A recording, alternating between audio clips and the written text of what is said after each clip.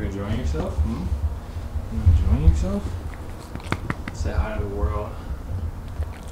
What's good, everybody? It's your boy Big Nate. Welcome to Big Nate's Book Reviews, home of the best book reviews. And today we have a deluxe, limited edition, special edition book review. We are reviewing 100 Years of Solitude, but you caught me on the road. I'm running on like 4 hours of sleep, like 3 large mochas. And I was driving today. I'm on a road trip back to Phoenix. So today was a 12+ hour straight drive. Just got back, freshened up a little bit, and we're gonna be making do with what we got. But yeah, it's gonna take a little bit more than that to stop Big Nate's book reviews. And today we are reviewing a very special book to me, 100 Years of Solitude by Gabriel Garcia Marquez. So I have my ganja right here. It is ready to be sparked, and today we smoking this one from Marquez, who died apparently in 2014, like less than 10 years ago, which is crazy. So we definitely smoking this one from Marquez. So if you got your whatever you got at home, go ahead and do that. Just go ahead and get your mind right.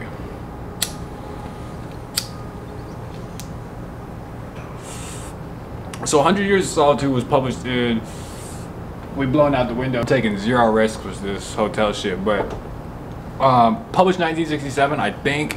It got the not the Pulitzer, it got the Nobel Prize, or rather Marquez got the Nobel Prize, undoubtedly for his other work as well, but I'm gonna go on a limb and say primarily because 100 Years of Solitude. In like 1980 something, he got the Nobel Prize, which was very rightly deserved. And just in general, 100 Years of Solitude, I've been putting off doing this book review as well as the Odyssey, because both of those, like my Crime and Punishment review, these are books that are considered to be, which is my way of saying 100 Years of Solitude is considered to be one of the supreme works of all time in literature, and it definitely holds up to the name. So yes, very big book, and I would argue at this point, if you were to ask me, gun to my head, what is my favorite book of all time? Right now, if you ask me, it's going to be 100 Years of Solitude. So before we get into the book, and before we get into the book, I want to talk about some of the background, because there's actually a crazy story behind this book, and it's actually very much in keeping with like the type of things that happen in 100 Years of Solitude, which is just funny. But so there's a lot of legend, a lot of lore that goes on behind the creation of this story. So the legend has it that Marquez is on his way to Acapulco for a family vacation, or for like a vacation with his family. It's Marquez, it's his wife, his 2 kids, like, you know, we got a car, it's a road trip. They're on a road trip going to this vacation that's been planned and everything. Okay, my bad, my dog took like the longest drink ever, and now he's just like walking around, just like distracting me. But anyway, whole family's on vacation, and legend has it that at one point on the drive, a cow is like crossing the road, and Marquez has to come to a stop.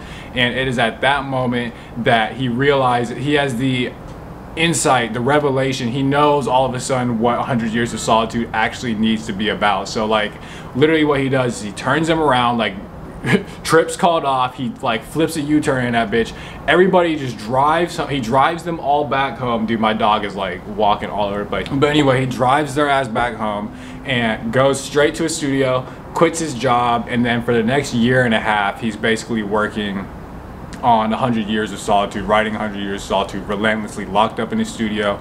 In the meantime, he's accumulating these like massive debts, like they're not paying rent, or it's all on credit.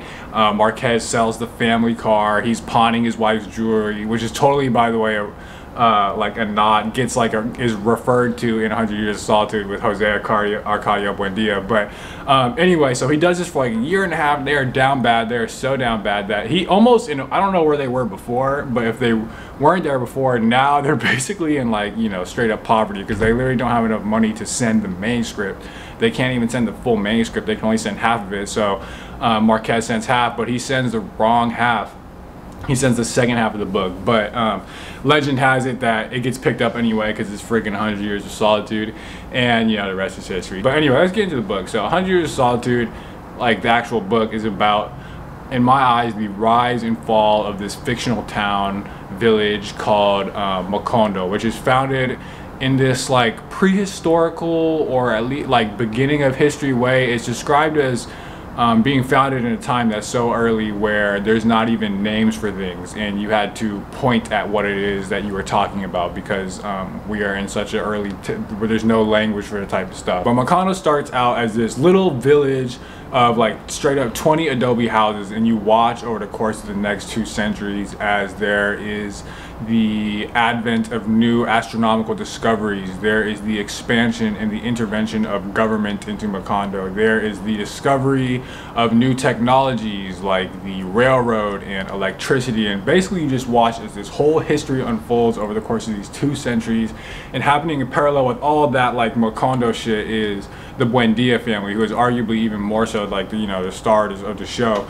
And you start from the matriarch and the patriarch of this family, who again in this like prehistory, beginning of history way are described as being the first mortals to ever lay eyes on like these mountain slopes. But you start with the very the OGs, and you follow them across 2 centuries and 7 generations of family, all the way to the very last member of the bloodline. And that all kind of smushed together, happening in parallel, beautifully interweaved together, those things, is the story of 100 Years of Solitude. Okay, so one of the very first things to talk about with 100 Years of Solitude, it's kind of, I feel like it's apparent from the very first page, is magical realism. And this text is a classic seminal, it's a very good example of magical realism. And I'm not even really 100%, I know people are really anal about their descriptions, but magical realism to me is when the magical is mixed with, in some capacity, like with the mundane, and there's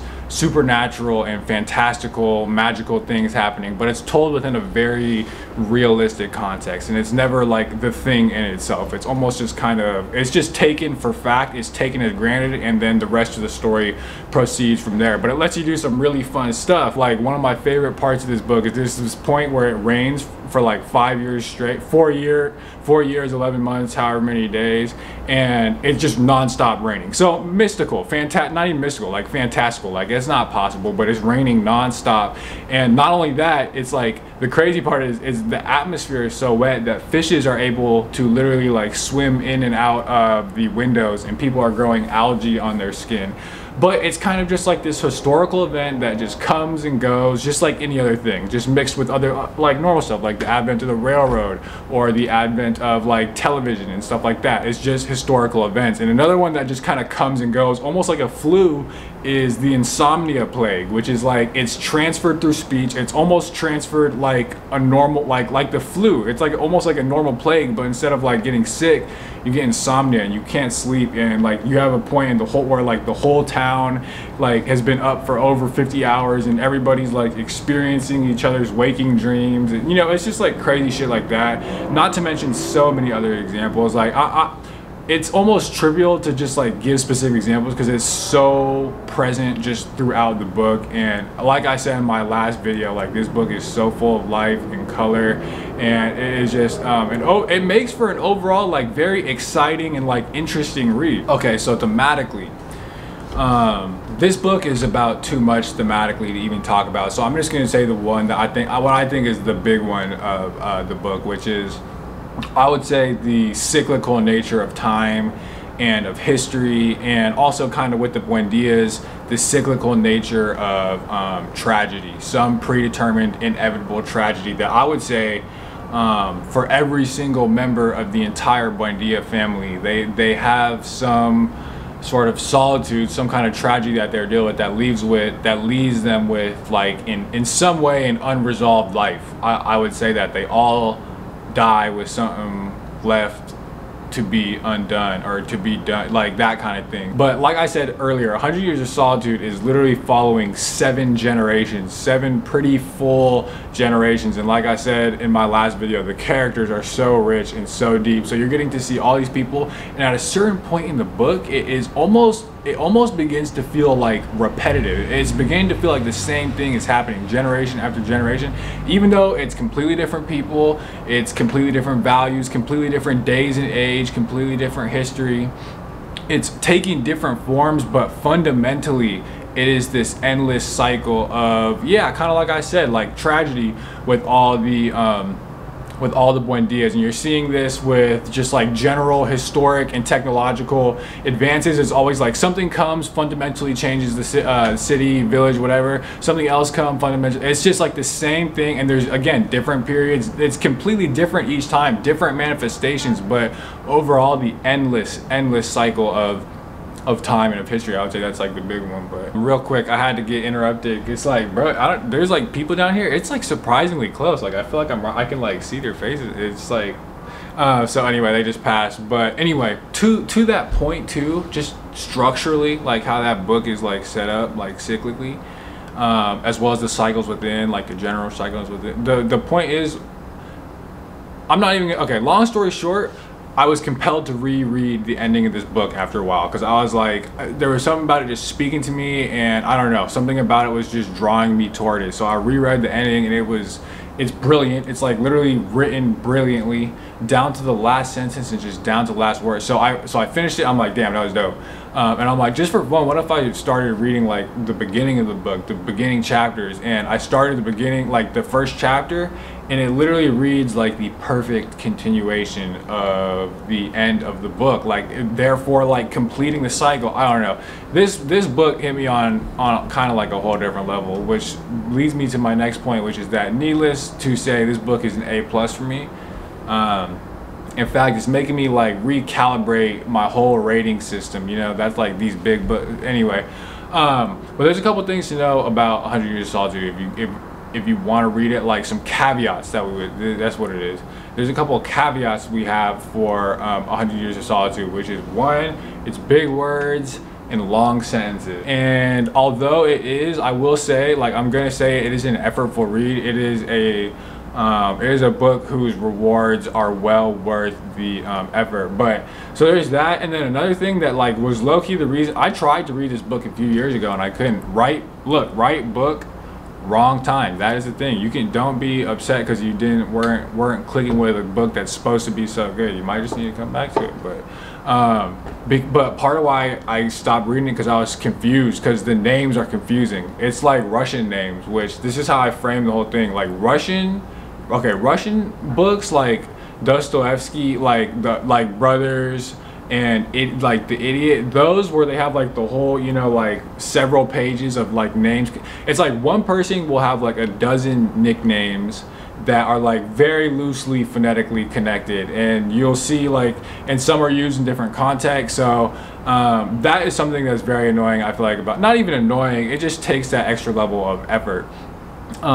Marquez has the opposite problem though. It's still a name problem, but it's the opposite problem, where he has, again, 7 generations, like a dozen, probably a couple dozen characters, and between everybody there's like 3 names split between everyone, 3 or 4 names. Like every male of the Buendia family is named some variation of Jose Arcadio and or Aureliano, and every woman is named something like Amaranta or like Remedios, and that's everybody. And it's yeah.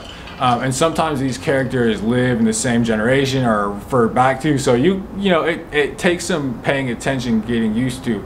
But like I said, it's a story that is well worth the efforts, and if it's something you're interested in, you should definitely check it out.